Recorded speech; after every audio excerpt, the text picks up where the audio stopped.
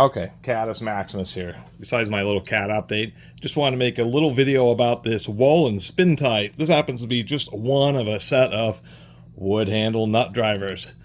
With a little ferrule just to add a little bit of more strength to the front of the wood handle to, prevent it from breaking. These are pretty old. I suspect these were made sometime in the 60s, 70s or something. Periodically sets of these show up online. I found one of these randomly in a bin and just noticed that you don't see wood handle nut drivers very often. You see wood handle screwdrivers more often. SpinTite would be Walden out of Worcester, Massachusetts. Stevens Walden, and they're the ones who really started using the SpinTite.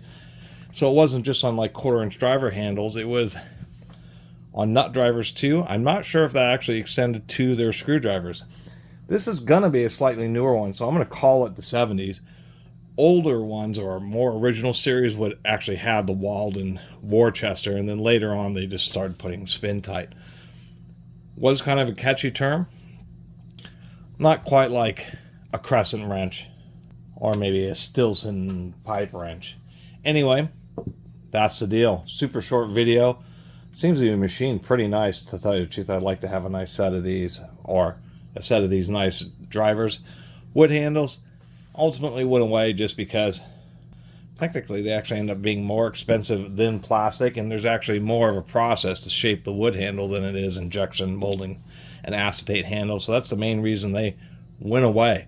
There are certain premium drivers from a few manufacturers that still do make wood handle drivers.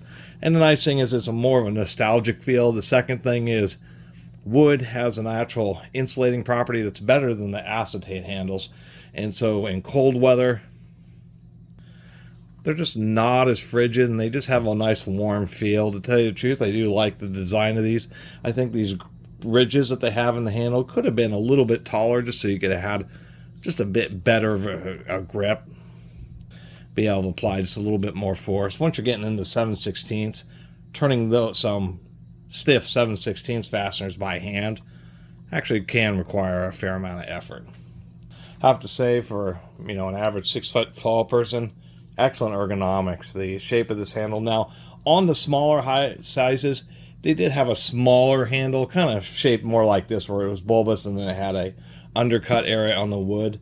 Or on the larger sizes, it was just this knob handle with this ferrule, but really fits in the palm of your hand real nice. Your fingers rest right here quite comfortably. The rounded end and everything just makes this a nice nut driver to use. A set of wood handle ones would be great for a shop bench that you always have set up in some kind of clip or a piece of wood that you drilled some holes in, or on a pegboard, because these are kind of drivers you just generally want to use. Because of course the other disadvantage to wood is if you throw these in toolboxes with sockets and wrenches, the wood is just not as hard and quite as resilient to particularly sharp impact loads, and it can get pretty well dented and beat up. Obviously more susceptible to staining, etc., and getting soaked by water and cracking, which is also probably one of the worst things that can happen to a wood handle driver.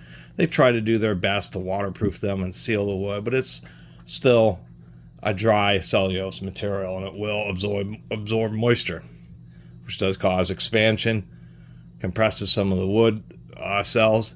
Then as it dries, those compressed wood cells start pulling apart and you start getting cracking.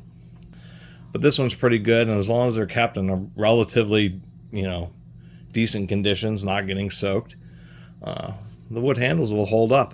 And haven't done a video about any wood handle nut drivers because they're particularly uncommon compared to their wood handle screwdriver counterparts.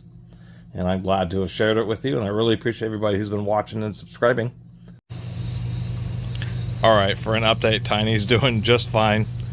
I guess if we're having a picture of her on my channel, I don't really make a lot of cat content. Maybe I should, although I'm more of a tool channel.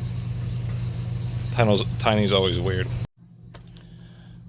Now I'm going to watch the Mr. Robot TV series. got this on Blu-ray for 25 bucks from my local small business movie and record shop. Records have kind of made a comeback, and I have a small shop in my town.